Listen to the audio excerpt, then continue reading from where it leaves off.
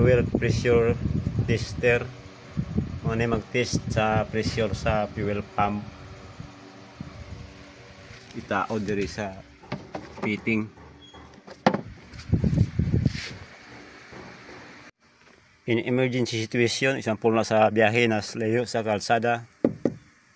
Then pagtanggal sa cover, pwede ra martilyo o kahoy. At mang-atbang lang na siya.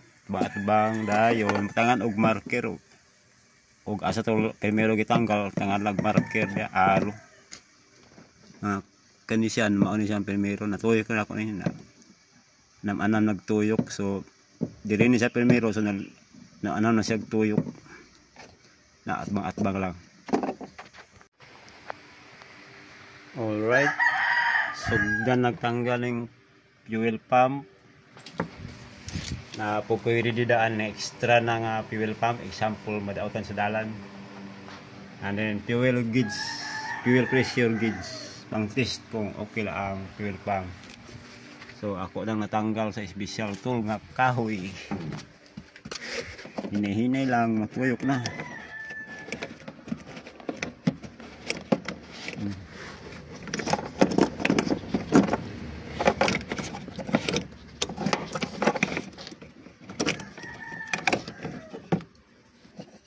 Kahoy ra og martilyo.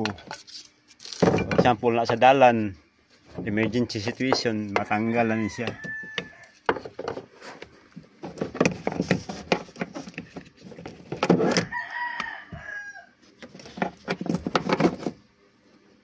So muna ang probable cause nganong low power kay hinay ang pressure sa fuel pump.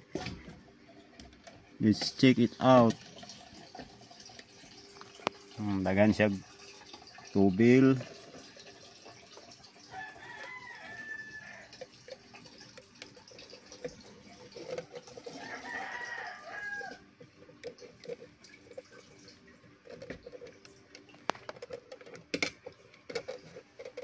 Okay.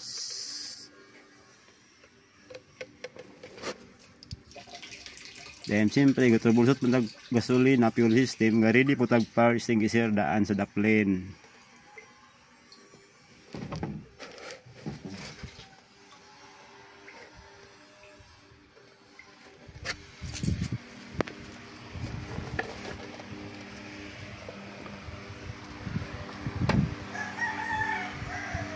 Identical.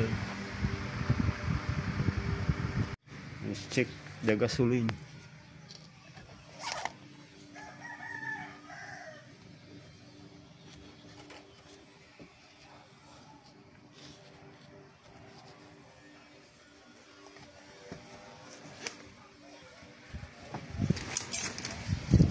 So butangan og fuel gauge para maibawaan kung daot ba gyud ang fuel pump dire i-connect. Mo ni ang daan na fuel pump, mo ni atong non good fuel pump. Unfortunately wala tay fitting para sa fuel outlet. Dili mataod ang fuel gauge.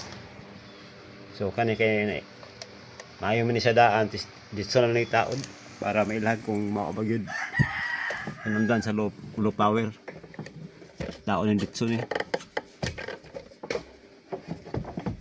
pandaron mo ni ang daan nga fuel pump nga probably mao hinungdan sa low power, di accelerate, hinay ang pwersa sa makina. Posible barado yang fuel steering ilalom. Ako nang itao diri ang daan nga maayo nga fuel pump, daan siya pero maayo. Kani siya kusog ang kun ani ang fuel pressure. So temporary na siya para pandalon kung may babaan magyud kung maugi bagay hinungdan ang low power sa fuel pump. Isingan og pandar.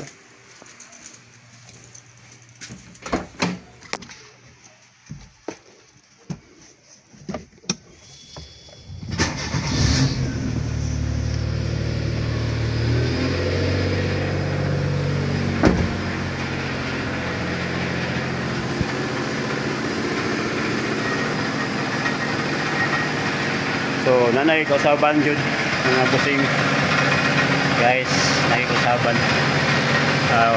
Gusto siyang idol kid. Arang na Then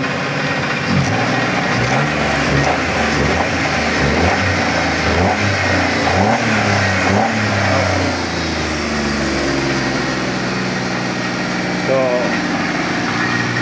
okay na gid siya, okay mo tinungdan sa low power ang loop.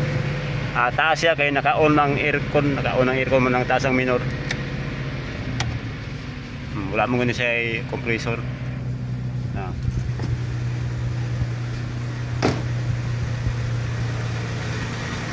So nakuha gyud na to ang trouble. So mo to nga low power siya, ni accelerate hinay mo catch up ang speed kay parado ang fuel pump. Karon naulian ang iyang acceleration. Accelerate.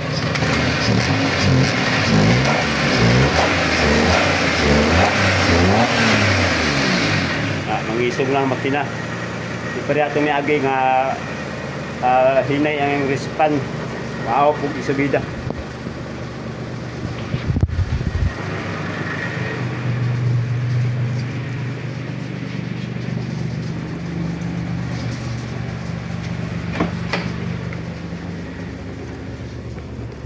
Kanang check engine ay katong natanggal man gud ang fuel au air cleaner diya sa tubangan, natanggal man ang sigaw ang check engine. Okay na gid siya, na-accelerate.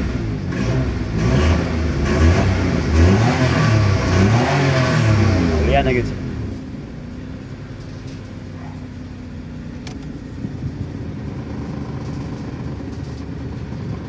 Yan na ang kaduha nga matis. Pwede na i-renew ang registro. Ipa-renew hay kay expired ni og at duha ka tuig. Expired sa primero nga tag-iya. I-renew hay para magamit-gamit na dayon. Maure issue ani nga sakyanan. Then ang aircon na ni blower ang gamit para dili kalas og gasolina.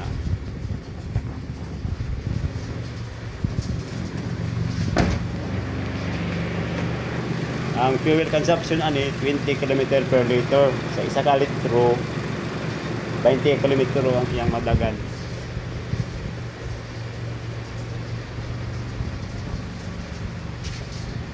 Kung gusto mo sakyanan nga walay di maglabad yung ulo, palit mo og matis. Kay kada adlaw gyud ako ni gina-service. Then basin po duga ako ning ibaligya po ug ma-renew na ako registro ni ako ning ibaligya sakyanan. At the same time, gamit-gamiton po kada adlaw para madaot man gud ang makina kung way kada adlaw madaot naghay magdaot mga brake. Mas may gid kada adlaw mag-andar ang sakyanan. So, mo lang sa atong vlog karon mga busing. Salamat sa pagtan-aw. Mo na hinundan nga low power. Barado na ang fuel strainer.